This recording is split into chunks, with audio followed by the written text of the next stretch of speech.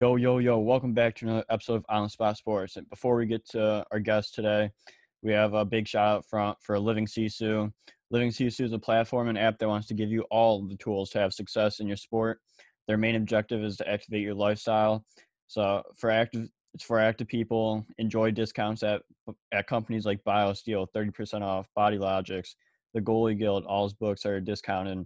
Roan, Lululemon for men, 20% off. Online stretching programs with Eccentrics, 1 full month free. They got super silent massage guns, 20% off those. And it's a great quality. It's way less expensive than a Theragun, and it's great quality. So there's so many more discounts that you guys will need to just become a member to see.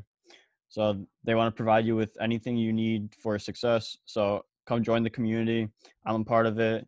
A bunch of other athletes are a part of it. So it's free to join. It takes 20 seconds to get exclusive offers to your sport, and it's definitely worth it. So do us a huge favor and go sign up for Living Sisu's membership.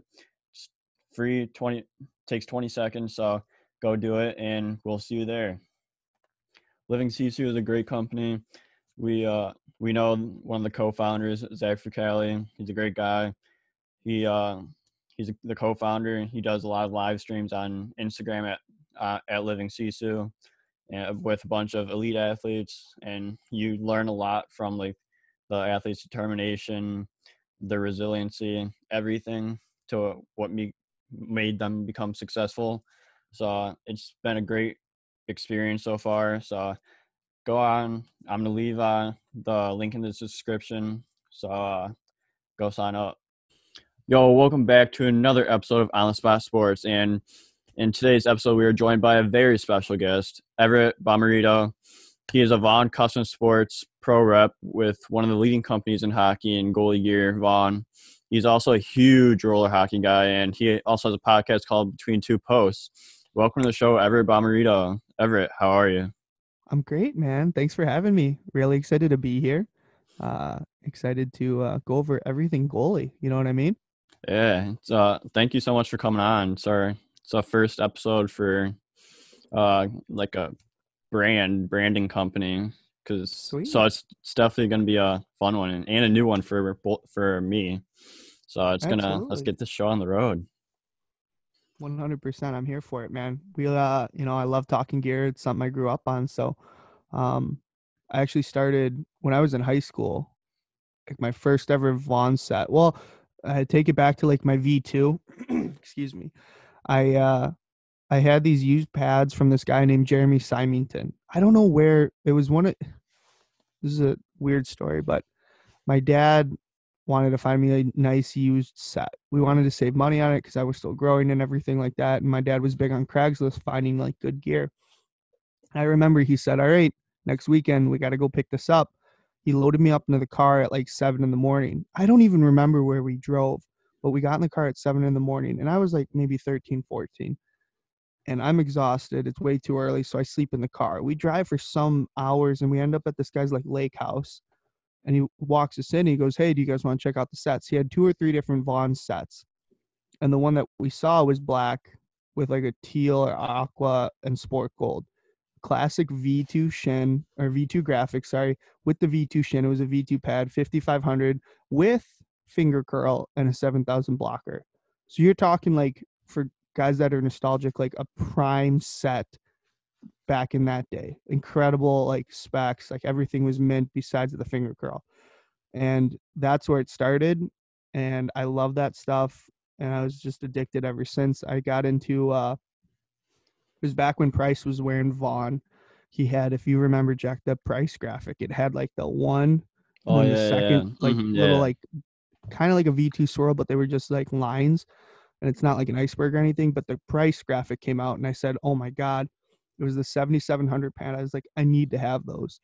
My dad took me to Piranhas. We went to the summer sale. He goes, "Oh, look at the price tag. You're not getting those." But something that we've always done is we offer that pad and the graphic and a lot of the similar specs on the pro, or what a lot of people would call a senior model.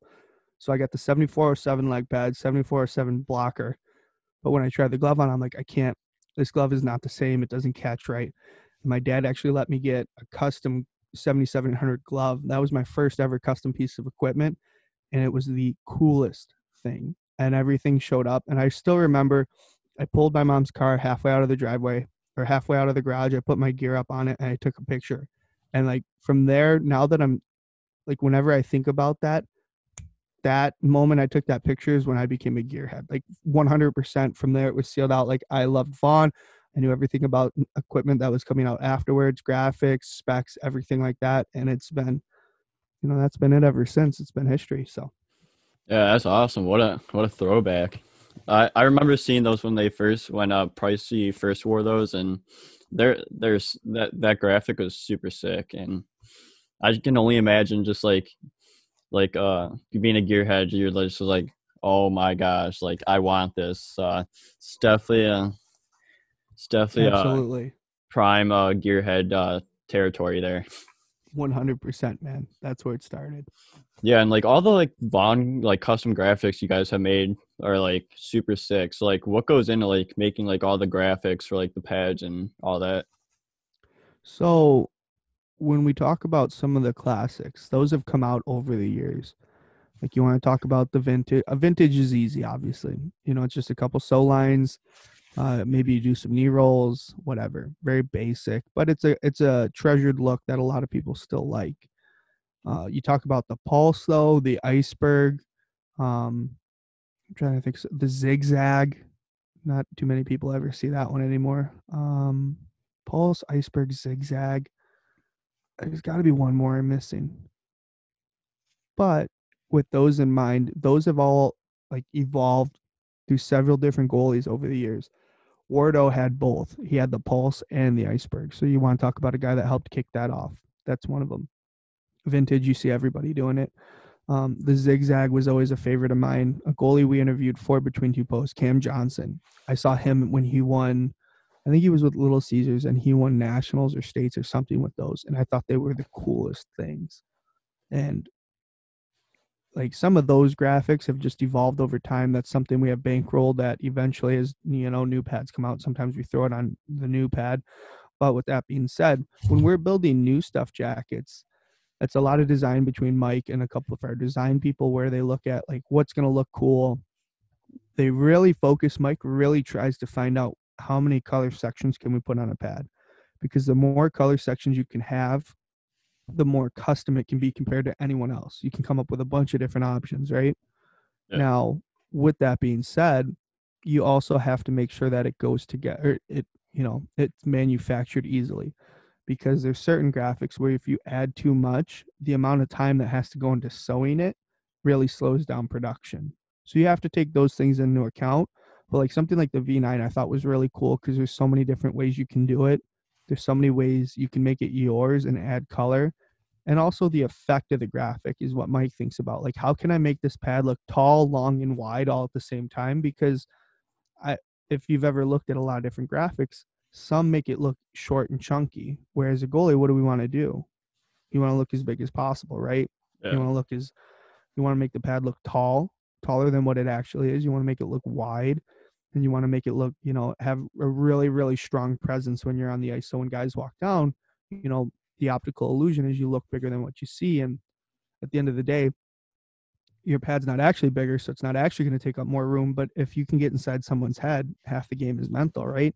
Now they're, second thinking shots and stuff like that. So those are all kind of like the different aspects Mike takes into designing graphics and putting together equipment as we move forward. Yeah, I just love like how like you could just do simple stuff like that and just like make it seem like the optical illusion of just making it seem like you're bigger in net when you're honestly not. It's like smaller than usual. So Yep. it's definitely 100%. it's definitely cool to see that and just like see that optical illusion because like obviously like I'm a goalie but I skate out too and like definitely does happen at times but it's honestly not there. It's just like the illusion that it's creating. Well, it's even like an all black base. Like I was always a big fan of the black stuff as I got older, just being a beer league guy. Like it looks clean, it looks big. Well, it doesn't look big, it looks clean. It has a bold look to it. You add a little bit of color, it's pretty cool. But being 5'7", and maybe like 5'8" on skates, maybe 5'9", barely over the crossbar. Um, it just makes me look so small. Like when I see photos of myself now, it's like, God, I look so small in net. And it just gives you those hard lines where, like, when I have an all white pad on, I don't look bigger, but I look bigger, if you know what I mean. Yeah, exactly. And So, just like with like the black pads too, like I've tried on the black pads and I look at myself and I'm like, it doesn't seem like I'm that big. But whenever I go white, like everyone's like, you take mhm. up the entire net and like you act, because I'm 5'9" or on a good Mhm. day, so like probably 5'10", 5'11" on skates, and everyone seems like I'm like 6', 6'1", even though I'm definitely not. And you could definitely Yeah. tell on the ice as a goalie that you are not 6 foot. Yeah, So there's it's a big definitely, difference there. yeah, there's a big difference there, and it's just cool to see like how people see yourself, like, and especially when you see pictures of yourself and you just Mhm. pick up part like the small pieces or the big pieces. Yep. 100%, man. Yeah, one of my favorite graphics Vaughn has is definitely the icebergs. Like my favorite iceberg graphic is probably the Jake Hildebrand one in the coast. Hildy. And we've Sleeper had pick him for on. Hildy. Yeah, it's because his like red navy pads are with the iceberg. It's pretty sick, and he's been a guest on the podcast too. And I know for you, he has been on yours Mhm. too. So great guy. So just give a little shout out there. Yeah, Hildy's a beauty. I've been trailing him. I mean, I wonder what his point of view from the story is, but when excuse me, when we were at Michigan State together, we were about, I think we might have been freshmen the same time. Obviously, I'm not an athlete. I'm just a regular, normal student guy, and he was playing hockey. And eventually, once I was able to, get into bars and stuff like that legally, I'd always see them at Rick's and everything. And him, Nate Dogg, Zach Sizek, and Ed Minnie the one year, we would always be at Rick's together and hanging out. And occasionally I'd be like, dude, like you gotta get out of the CCM stuff, blah, blah, blah. And then eventually I was slowly kind of uh making my way in with Vaughn, where I'd go in when they went to go see the team, and we would just laugh, tell stories and stuff like that. But it was always something where it's like, Jake, you gotta switch, you gotta switch, you gotta switch. And he was so hard pressed not to. And then something happened when he left school after he played like 1 or 2 years pro. He decided he was kind of changing some things in his goaltending, style, where he had always worn like a 590 glove. And the way he had always held his hand was basically like on a clock, we'll call it 9 o'clock, out to the left, right? Yeah, He decided he was tweaking it, and he was going a little bit more between 9 and 12, where he was raising his hand. And he said the 590 just didn't feel like it could be held in that position. And we actually showed him, like, we were always designing something to kind of grab those goalies. We've always been working towards it. And then he decided, when we finally did it right, when we finally had the glove that would be perfect for him, he said, no, I want to try the SLR, which is like completely out of like left field, right? Everything's yeah, completely different. It's a big catch glove. You got to get your hand deep in there. It opens up really nice and big, but it's more like a 600 break. But the difference is it has a Vaughn thumb angle, is what I've been kind of like, I'm coining that term, where your thumb is more kicked out towards, your blocker side, we'll call it, rather than being closer to your index finger in your left hand. It's like stretched out. But what that does is it creates a bigger opening. So it's like a vacuum to suck up pucks. But if you can get your hand in there and you can control it, it's a great glove. He tried that. I'm like, dude, what are you doing? Like, we've worked so hard as a company, not to build this just for him, but for everybody. You don't like this? He's like, no, I like it. I mean, it feels just like my other stuff, but now I'm taking my game in a completely different direction. I was like, all right, man, whatever it takes. And then we built him the SLR, and it's been history ever since. So good yeah, dude, great goalie coach. yeah, exactly. He's in Vaughn now, so that's all that matters for you guys. So It was a chase, man. It was like a 6 year chase.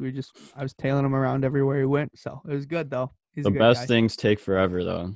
Just Exactly right. can't get it that easy. You just gotta keep working for it. Got to grease it in there. It takes time. Exactly. It's like, what do Yeah. you think's like the most bought item out of like everything you guys create, like pads, chesties, pants, like all that? Like, what do you think's the most like bought item or like the most custom item that you guys have? Well, So there's a couple questions there. The first answer is going to be when you ask what is our like most favorite item from a consumer standpoint, from a goalie standpoint, what does everybody across the board like of ours? It's going to be chests, excuse me. Chests are something that we've kind of Mike has cornered the market on because that's what he started building when he was in his garage in Pontiac. When he was, a kid, when he was, younger than me today, when he was closer to like 16, 17, 18, he started making his own chest protectors because back then, Jack, you'll know, it was done up with a body and arms. That's why we call it a body and arm unit, Yeah. a chest and arm unit, because they went on separately. It was like an umpire, or not an umpire, a baseball catcher's body protection unit, and then you slip your sleeves over. And they were basically made of like carpet almost. Like it was a joke. And Mike's process has always been, how do we find a better way? A great engineer or great pad manufacturer has always been an innovator in finding a better way to do things across all makers, all models. Anyone that was good at this always found a better way to do it. They weren't copying someone, they found a better way to do it.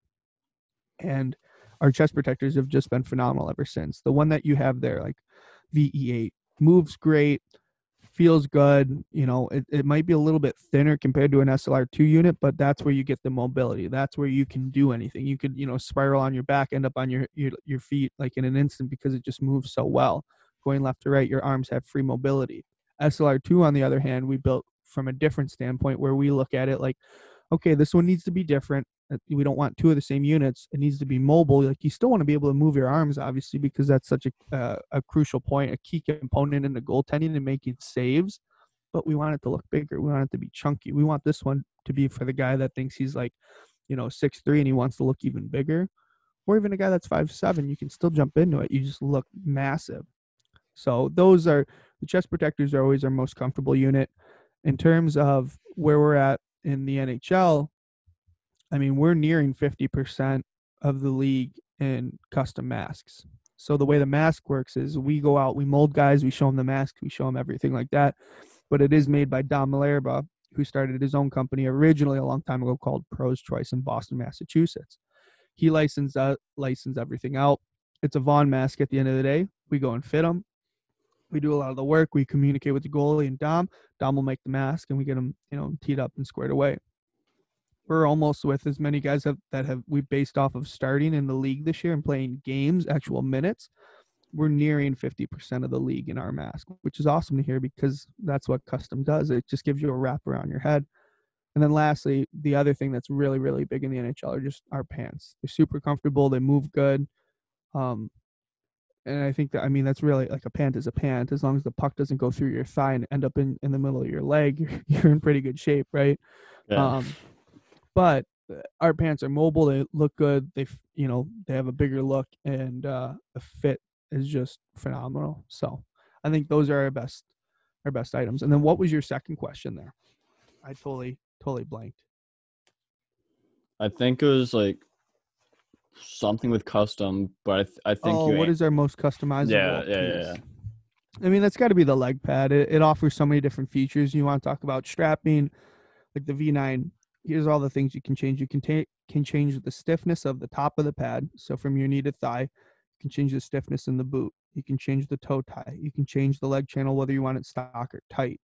You can tweak the strapping. So you can add leather straps. You can keep it stock. Do not add leather straps because it just makes the pad heavier.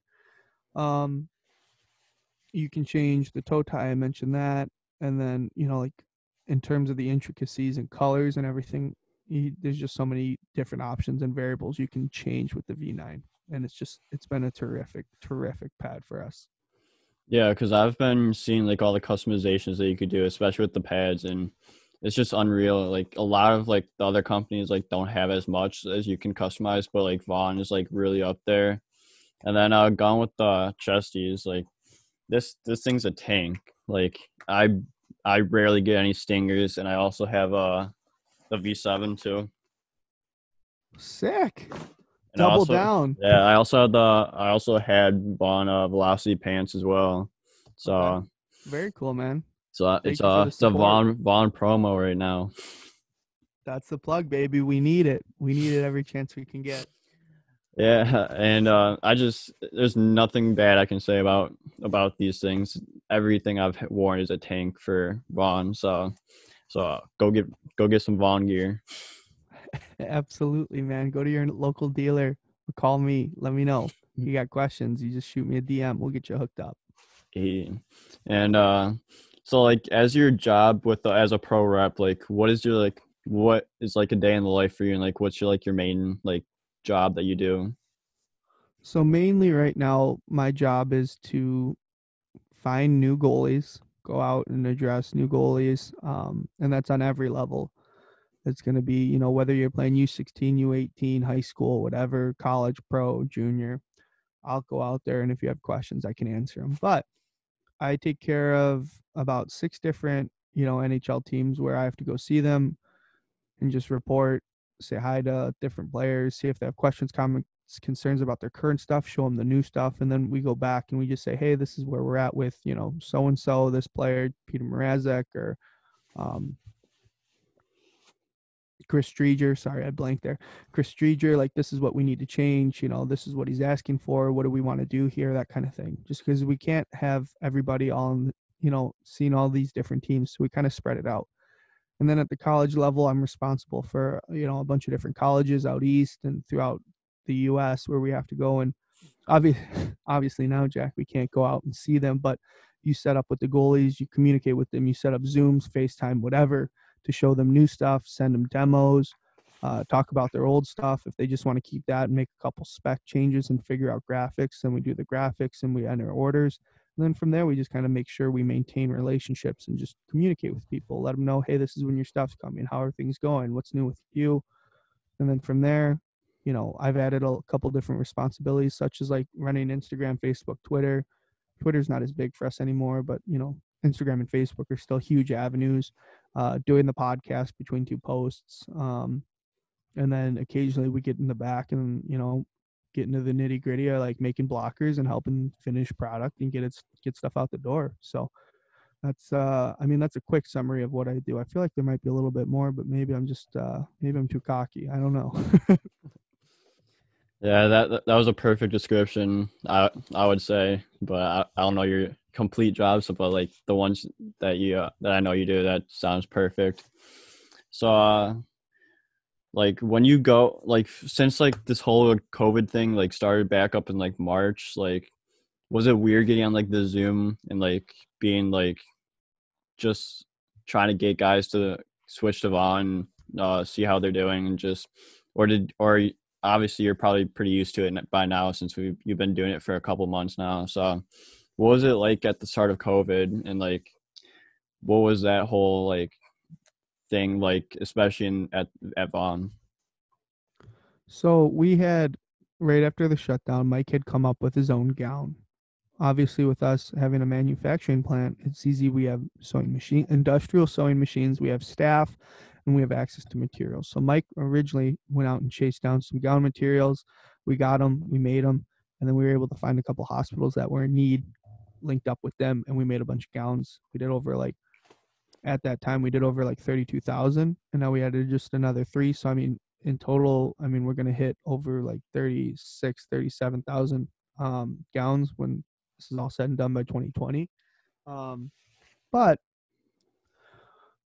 as we were going through, and to better address your question, it usually, like if we were trying to switch somebody or communicate with anybody, it always kind of starts out with a phone call to just address like, what are your thoughts on your last year's stuff? What could have been better? If they were in our stuff, what would you change?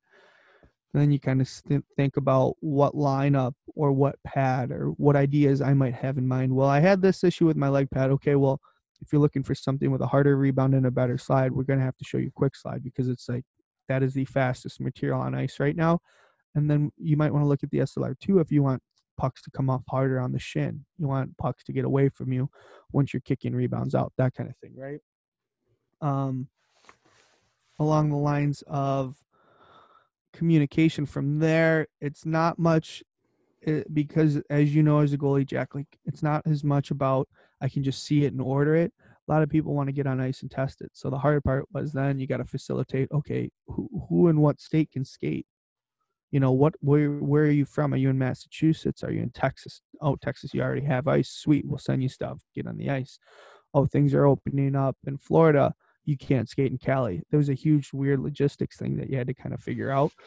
But in terms of finding interest, finding ways that we can help people and meet solutions in terms of my product, my gear isn't doing this, well, let's get you something that's more along the lines of what you're looking for. And then finding the ice, it was, everything about it was weird, but all you have to do is communicate, talk to people, and then better figure out and plan and organize. I think that's, to answer the question, Jack, you had to organize, you had to plan, and figure everything else out, because communication we already do, whether you're seeing you in person or we're seeing you on FaceTime.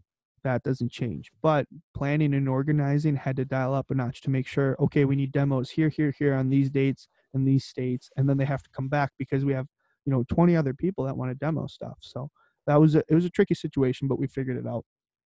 You guys got through it, so that's all that matters. At the end And of the day, baby, we survived. yeah, that's the motto right there. And like we're going back to like all the gowns that you guys have created. Like I believe like when I saw that and like heard about it through like Instagram and all that, like I was like, you guys are doing such a great thing for the community, and that's why I think you guys are probably you guys are one of the most successful brands in hockey right now. And especially with that, like it brings you up another level because you're helping like the healthcare workers, and like you guys are all about the community and just working to like help get this COVID things figured out and have it, and just help out all the healthcare workers that are risking their lives just being out there every day. For sure. No, it's a great point. And the other thing about it is, it wasn't just us, but it showed how tight the hockey community could be, because there were manufacturers and brands across the board that wanted to jump in and help. So we had not only, like, obviously, this being a little bit more US focused, we had our plant running, but Brian's and Vaughn Canada, they jumped in on gowns. I saw a couple other companies did face shields. They were trying to help get out more face shields, masks, and things like that. So at any point, if you can step in and chip in and help, at the end of the day, you can't, we obviously want to play hockey. We want goalies to play goalie. But at the end of the day, nobody can play if we're all suffering as not only like a nation, but as a world in a whole. We had to make sure that we took care of things properly within those pandemic months. And not to say that we're out of it now, but we had to make sure we chipped in where we can, because there was such a state of emergency. So we're very, very thankful to be able to be a part of that. And that was one of the things. Every day when you're going and you fold 100 gowns a day, it's very exhausting, but it's one of those things where once you pack them, ship them out, and then you get thank you notes coming back from all these doctors, nurses, all these companies, medical companies that needed these resources. It felt good, because it's like, okay, well, they needed it. We're making a little bit of a difference. Let's just keep going. Let's get through this. And then hopefully, where all of our hopes are, whatever needs to happen, whether it's a vaccine or, something changes, we just got to get through it together, kind of thing. You know what I mean? Yeah, exactly. And like going back to like the whole COVID thing, like, or the hockey community, the hockey community is a very tight community. Like I've learned that throughout Absolutely. my time playing so far, and like especially during this time, like it brought everyone together, brought a lot of people together, regardless of if it was the hockey community, like communities around your neighborhood, the country, like everyone just has to come together during these times. And it showed during a lot of it showed during this time that we're all there for each other, and we're all getting through this together, one step at a time. 100%. That's really Yeah, well said. yeah. So what do you think makes Vaughn like such a successful company? Like obviously like your pads are like top performance and everything, top notch. Like outside of like the pads, like what makes you guys so successful? At the end of the day, we focus only on goalie equipment. I know this is going to sound a little bit cliche, but our only focus here, Jack, is we build goalie equipment for goalies. We're goalies that are building for goalies. I played. My boss played. Another guy we work with, Adam Burkle, he played. Everyone across the board that we deal with on a rep standpoint played. Mike played goalie. Mike was a true goalie growing up in Michigan, like the rest of us. So at the end of the day, when we go out and see people, I don't play professionally, obviously. You can tell by my stature, 5'7", way overweight. Like, I don't play pro goalie, but I do coach goalies and I can understand and communicate with them. Well, what do you need? Like now the reverse is a big thing. So now guys are asking about soft boots. How does that help? Blah, blah, blah, blah. Quick slide. How do new materials help me? Why should I switch from like a standard material on the inside edge or a weave material to the quick slide? Well, dude, like, for pro guys, they get a cut every intermission, but those guys go harder. They're harder on their edges, so they're still getting just as much snow and beat up debris and ice and cuts through the crease as we are when we don't get cuts every period. So when you say, okay, let's add quick slide to the equation, and I can't say Ovi because Ovi's going to score with that clapper every time, but somebody's walking in on a 2-on-1 and you're going back door, and that quick slide is going to give you that extra 2 inches to get your glove and get your body more central in the net to create more net coverage. You're taking it every time. Like that, those are the things that just make sense. So we are trying to figure out and create solutions for guys that are having problems based on what we see and based on what they present us as well. You know what I mean?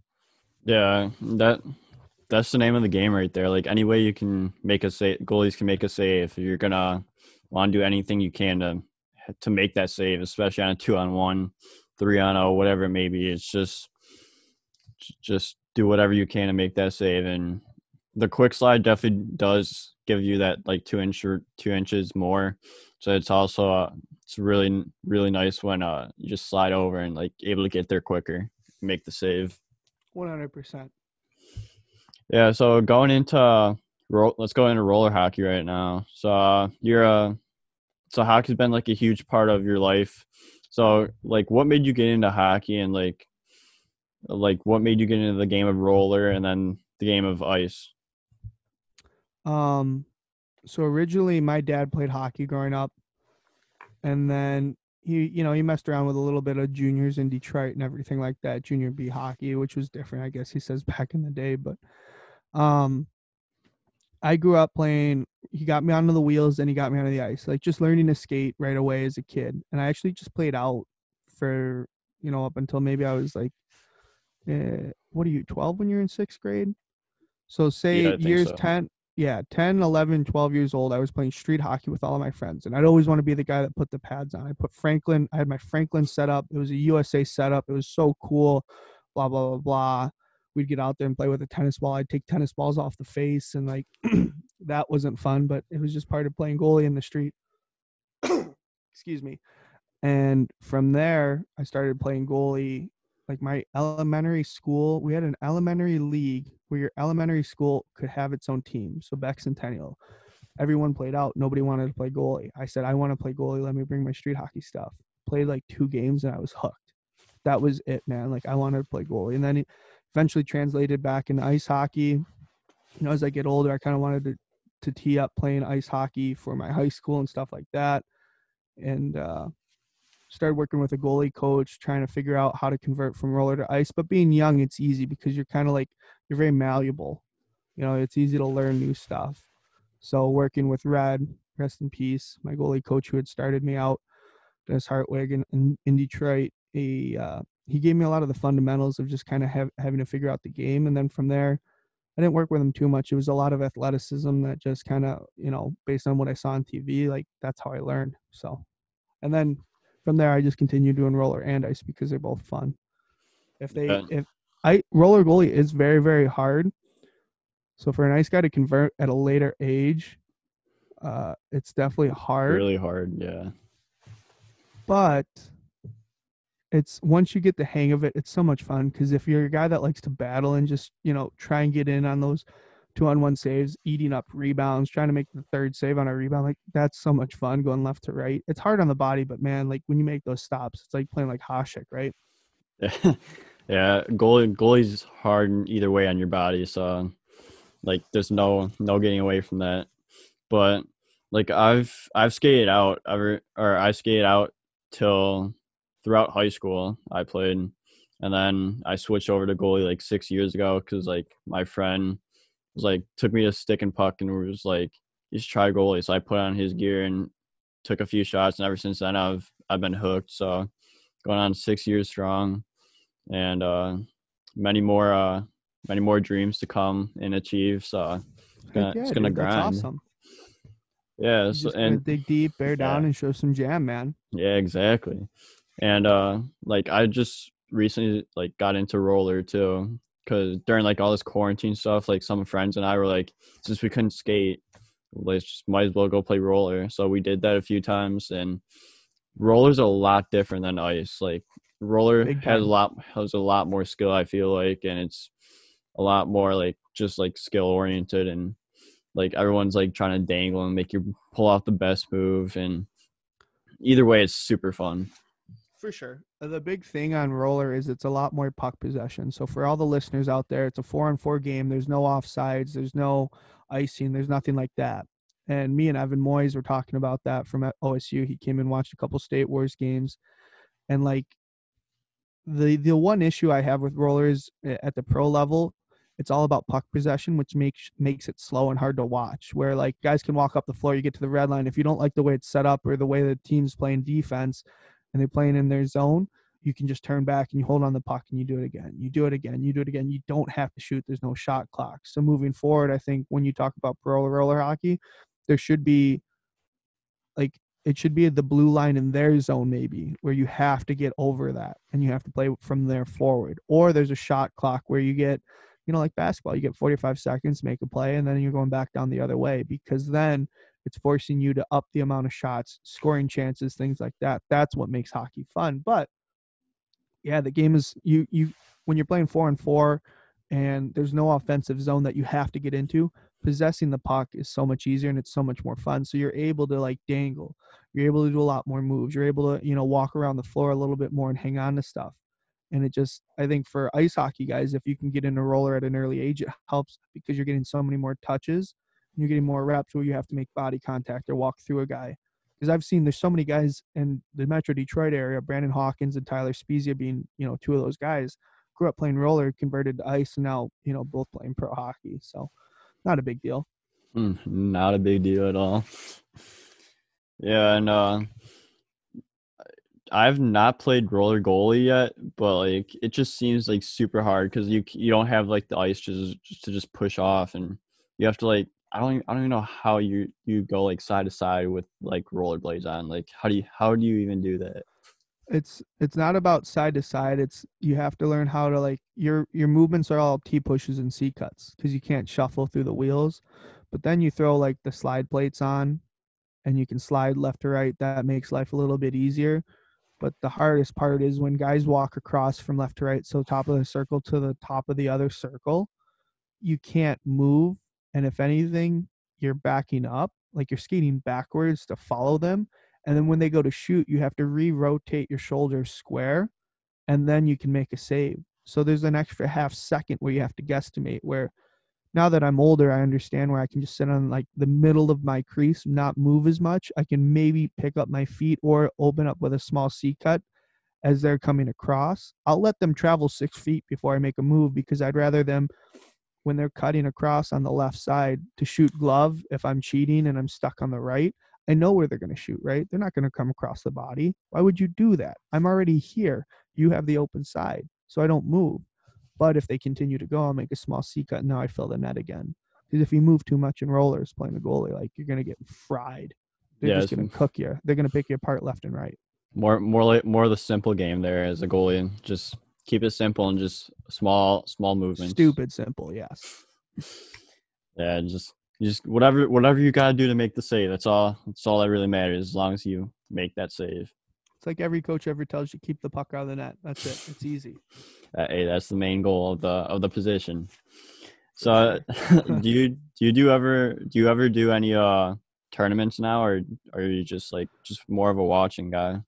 um, I just got done. I did State Wars this summer just because I got asked to fill in. That was a lot of fun. But we have a really, really good group. Like Detroit was obviously a big roller hockey mecca, one of them next to Cali and like New York, Long Island. But we have a lot of skilled guys, and we actually just started playing up at Fraser and mainly just play there and see like I see so many good shots, so many good players. Like the pace is actually really, really fast because we have so many guys that do play pro, like the Border Cats. Envious just took a team, Envious Rink Rat. Those guys all play out of there. So I see a lot of good talent where like when I get to go, if I am going to go play at a tournament, I'm probably playing double or triple A, which is still good, senior double A, triple A. But like I really want to play pro because I play against those guys and the speed's just a little bit faster. But I don't always have to go out to find the best hockey, which is nice. Yeah, it's always good that you just have like everything right there, and you don't have to go far for it. It just comes right to you, and Right in my it's backyard, right man. there. That's a perfect thing right there. Yep. 100%. Yeah, because I saw from your because you recorded an episode with Evan Moyes when you guys were Yeah. at State Warriors, right? Yep. Yep. Yep. So, like, how was that tournament like overall, and like just like the experience and just playing against these guys? Um, it was so senior A was interesting because I got blindly asked and thrown into it, and this has been my first tournament in a while, and I'm not gonna lie, man, I got eaten up. Our team wasn't like I'm always a very, like we could lose 6-5 and it was like 3 2-on-1 goals and everyone's like, no, Everett, you played fine. And like I always take responsibility on it, like I should have had them. Like I always want to get those other saves. Like I want to dominate the game and win. But our team was a throw together team. We weren't very, very good and it was very, very hard. I was getting lit up by guys that like there was one good team we played against. They mercied us. They knew what they were doing. The Chicago Drive, and everybody else. Like when guys would walk down, you go to read the puck off the stick, and you think they're going upstairs, but they don't even know where they're going. And then a muffin comes off, and it goes low right. It's just like, what is happening out here? I was getting torched. When I left, I thought I was going to be done. I'm like, man, am I really that bad at roller? Am I bad at playing goalie? Or is it just the tournament and the level I was at? And now I come back and I play on Tuesdays, and it's just like I can play against guys that skate 1,000 miles an hour and shoot the puck 10 times as hard, and it's easier for me. It didn't make a lot of sense. So, but yeah, it was a lot of fun, and now Evan's hooked and he wants to play roller, so it's a good deal. Hey, even better, you got someone else to join. So it's best of both worlds right there. For sure, 100%. You also had a roller goalie camp this summer, right? In Michigan, called Between Two Posts roller camp, I believe it was called. It's like, what was that? How was that? So we tried to put something together because I want to work on the development. Like ice hockey, we already do it. They're shooting for 51 and 30. They got a bunch of boards and groups, blah blah blah, to help grow goaltending and teach kids how to play. Rollers never had that, and the biggest issue is every roller hockey team's looking for goalies. My vision is to convert not only ice kids to roller, but to take roller goalies, develop them, and then get kids that just want to start playing goalie at roller hockey, give them the tools to enjoy the game and have fun. Unfortunately, with that camp, with everything going on, we had to cancel the way the rink was set up and the way everything kind of went down, so we weren't able to pull it off. But it's something that I want to retry again moving forward in the future. Is I think it's important to develop roller hockey goalies and give them the skills, because even if they leave roller, a lot of the skills that I want to teach and the way you read game can be taken to ice. And then you can take an ice kid and teach them how to read roller and make the game easier for them. So Yeah, that sucks that you guys didn't get to do it, but next time will probably be better because it's like different circumstances, and hopefully this COVID thing will be a little more down on the downward yeah, trend. you nailed it right on the head there. So you guys will definitely have a more successful camp until but until then, you just got to keep that development game in your senses and just keep going at her. Mm-hmm. Mm-hmm. For sure. Yeah, so let's move on to Between Two Posts for a little bit here. So you have a podcast with your co-host, and it's called Between Yep. Two Posts. So like what's like the meaning between two posts, and like how'd the name come up? So something Zach Galifianakis did, which was a spoof. Like we were trying to think of names for like a month, and we were doing we were trying to come up with something for a long time that would be funny. And then I remember watching the Between Two Ferns episode or movie which Zach Galifianakis did. And I was always a big fan of the Between Two Ferns episodes, which for anyone that hasn't watched them, it's not a spoof interview. It's a real interview that Zach Galifianakis gives people. So whether it's a star like Steve Carell or Will Ferrell, or I think he had Brad Pitt on. Who's the guy from? I think he had both. No, he had the guy from The Hangover. I can't think of his name, but he did the Silver Linings Playbook, and he was in that movie with Lady Gaga. He had him on there. He had Barack Obama. He's had Hillary Clinton, and he gives people a cut rate, like, what do you call that? Community cable, like local cable channel style interview, but it's more insulting than it is an interview. Like, he just throws like underlying jabs and shade at these, guests, and I think it's hilarious. That's not the vision we were going to go with, but the fact that he put it together like that, I think, was hilarious. Where our focus is more of just, casual interviews with goalies, players, coaches. We're going to get into some stores and stuff like that. But though we were just jumping into it with like the idea we wanted to get personalities and give them a voice outside of Matt Murray's the goalie for the Pittsburgh Penguins. He won 2 cups. What was it like on that 2-on-1? What did you think of the series this year? What did you think of, Sidney Crosby being out? Like, no, like, let's ask questions about Matt. Let's ask questions about Cam Johnson. Let's ask questions about Jake Hildebrand, who is also on your podcast. Like, let's really figure those guys out. And that's kind of where we took it. Yeah, that's awesome because like all the stories that you hear and experiences are amazing to hear, and like especially for like everyone has a whole different like story and different path where they took to be where they're at today. But it's also 100%. good to get that get the like their personal stuff, or not like super personal stuff, but like they're like outside of hockey, outside of their sport like area, and just like see where they are with that and just go along for the ride with that. 100%, man. It's definitely been it's been an opportunity where we can give insight to people. So yeah, the insight is a huge thing in the podcast world, and I feel like all of us podcasters, we just got to come together and create one big like podcast community, which I think everyone's been doing a good job of. And it's so much fun listening to everyone's like podcast and like the stories that come out of it, and just like as a whole, just like hearing like everyone's backstory and just listening to everyone's podcast. It's just super relaxing. It's super easy to do, especially when you're just on like a car ride home, road trip somewhere, just going on a walk, going on a run, like anything. You could just throw on a podcast and just have a good time with it. For sure. 100%, dude. Yeah, it's just so much fun. And so like, who has been like your favorite guest on the podcast so far? I know it's hard to pick one. I honestly cannot pick one, but like, what has been some of your like favorite episodes that you guys have recorded? Alex Nedeljkovic was a sleeper pick. No one will know that one, but that one was a lot of fun. Sam Metcalf was a blast. I've known Medi since he started in the NA, like absolute beauty. Cam Johnson's the very first episode we ever did is hilarious. The stories Cam told.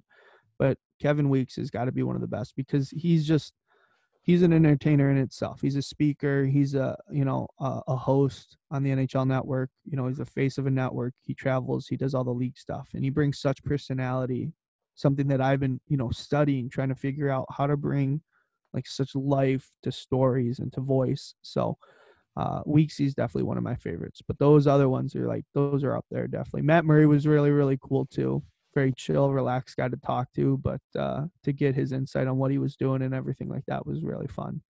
Yeah, that's just awesome. Like, especially the Weeksy one, like he's a storytelling guy. Like he could just go on go hours and hours, just him telling stories, and you'll never get bored because he just tells in like a very like fun and like loving way that it just goes so smoothly. For sure. Yeah. So I saw from I was doing some research on you, and because you gotta always do the research, and you went on East trip from Detroit to Boston like 5 days, and like So like, how was that? And like, some of the crazy adventures make like the best memories. So that must have been a lot of fun. So that was actually it was a work trip. Went down to see the Null Top Prospects tournament. Did 2 days there. Went up to Vermont. Actually, no, it was Null Showcase or Null Top Prospects. Saw Brown. Went up to Vermont. Saw Vermont. Then flew over to Buffalo. Saw Canisius and Niagara. So when we start traveling, once you're on the road, it's good to see a few teams. So if you can see a few teams that are in the Boston area, that's even better. But with the way schedules were lining up, we couldn't see too many of those schools. So we went and reached out to Vermont, drove up to Vermont and Canisius and Niagara, obviously. But the the best story I have to tell from that was just the drive up from Providence, Rhode Island to Vermont was awful. I tried to rush out the door the last day to get out as early to beat traffic because out east, man, like traffic's just different.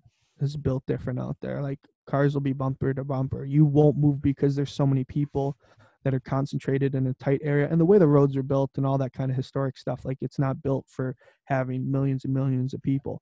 But driving up to Vermont, once you start cruising and going north, getting away from Massachusetts, you start to climb into the mountains. I didn't know this. This is February. Things are icy. Things are very, very snowy. And as you get higher and higher in altitude, you're getting more and more snow. It got to the point where I used to go snowmobiling as a kid. And when you'd be on the trail, you look left, you look right. It's beautiful, whether it's daytime or nighttime. Trees are covered in snow. You can't even see the trees, but you can see the outlines of stuff. And you look down to your left and your right, and you see valleys of snow, like deep, deep, scary valleys. But you're on a snowmobile. It's built for snow. You're not going to fall into those valleys. You're good. I'm in the middle of the freeway. The snow is completely snowed over, not iced over. It's completely covered in snow where everything is white and you see tire tracks like you're on a snowmobile trail. You look at the left and right, the trees are covered. You can't see the edge of the road, but I do know if you miss like the railing, you're going down hundreds and hundreds of feet. It was the most terrifying ride I'd ever been on. I had called the equipment manager, Nesty, who I was going to see, and it was nerve-wracking. I'm like, dude, how do people do this? He's like, yeah, when we're in the bus, man, it gets scary. Like things get really, really sketchy coming back up here from Boston. I go, this is terrifying. But eventually I muscled out, white knuckled it, got through, started coming down in elevation, and then all the snow just kind of disappeared. It was terrifying. Yeah, that just seems terrifying, especially seeing like it all snowed over and like there's ice like literally everywhere, and you go down the railing, like you said, it's a far drop, so it's definitely Yeah, you're not not not making it out ideal. alive. It's definitely not ideal conditions, but hey, you got through it, and that's all that matters. So it's good to get some fun memories out of that too, and interesting memories and stories out of that because like Just all like survive. yeah, just to survive. Like every road trip you take, you find some memory, some stories to tell, and like it just lives on for a lifetime. Mm-hmm. For sure. Yeah, so I got one last question for you. So if you had to change like one thing about the game of hockey today, whether it be roller, ice, or like both, like what would it be and why? So we'll go to ice because I'm a big believer in this. And I think ice should either, if you're going to keep the same size rink, you play 4-on-4 hockey. Why? Because it opens up the sheet and you're going to see things that you wouldn't normally see in ice. You can keep all the same rules, but make it 4-on-4 and give guys like Connor McDavid, Austin Matthews more room on the ice to fly. With that being said, traditionalists, if you do not want to change the way that the game's played and see 4-on-4 instead of 5-on-5, totally get it. Make the rinks bigger. Go to an Olympic size sheet. The reason people won't do this is rinks will lose money in terms of seats. So not only do you lose seats around the rink, but now those people that aren't showing up aren't buying beer, shirts, hot dogs, coffee, pizza, like whatever. They're buying all the other extra stuff, parking, jerseys, t-shirts, like everything, foam fingers. So now you're cutting away from a lot of losses. But I truly think if you put 5-on-5 on an Olympic sheet and you let guys like Austin Matthews, Connor McDavid, all your young guys in the league buzz around and fly, like you'll see a totally, totally different game. I think opening up those gaps and finding open spots, like when you watch 3-on-3 hockey, what's it like? It's exciting because there's more offset chances. You get more scoring chances. That's what people want to see. you don't want to see guys blocking pucks, eating pucks. Although that's great fundamental hockey, that's not what the fan wants to see. Open it up, make the game fast, let guys like that have high talent, that are elite players, explode and play in open spaces, and I think you dial up your fan base because you get more people interested in the game, seeing different highlights like that. Yeah, absolutely. Like that would definitely be fun to see because like especially seeing like Austin Matthews and all of them like on like a skill level. Like obviously they're skilled now, but like they take away two guys 4-on-4. It's just gonna be like It opens up everything the ice. it does, and like it all better more ice for better for more skilled players and more skilled plays. And, like just 3-on-3 in general. It's just like it's nerve wracking, especially when your Yep, favorite teams are playing, especially in overtime. Like it's just action back and forth, and you never can get bored of it. And that's why I believe really enjoy like why they went to 3-on-3 compared to just keeping it 4-on-4 in overtime. Just it opens up the game, and like there's 2-on-1s like pretty much every other play, and it's so much fun to watch. And like from a fan base, it's like you're getting what you paid for. Absolutely. absolutely. Yep, totally get it. Yeah, so Everett, thank you so much for coming on the show. I had a blast and hope you did too, and I appreciate your time, Absolutely. and hopefully I can get up to Michigan soon and maybe get some see some Vaughn stuff. Yeah, dude. Whenever you're in around, man, shoot me a DM. Maybe we'll get you into the factory if all the health stuff kind of blows over. We'll be in good shape. But yeah, dude, stay in touch. This was a lot of fun. Thank you for having me and getting me a chance to be on the other side of the mic. But Yeah, no problem. let's talk soon. All right. Yeah, absolutely. It's been a fun one, and I bet it was fun for you getting on that opposite side and not being the one interviewing the person just on the other side of the mic. Yeah, it's definitely different. But thanks, buddy. I'll talk to you. Yeah, see you.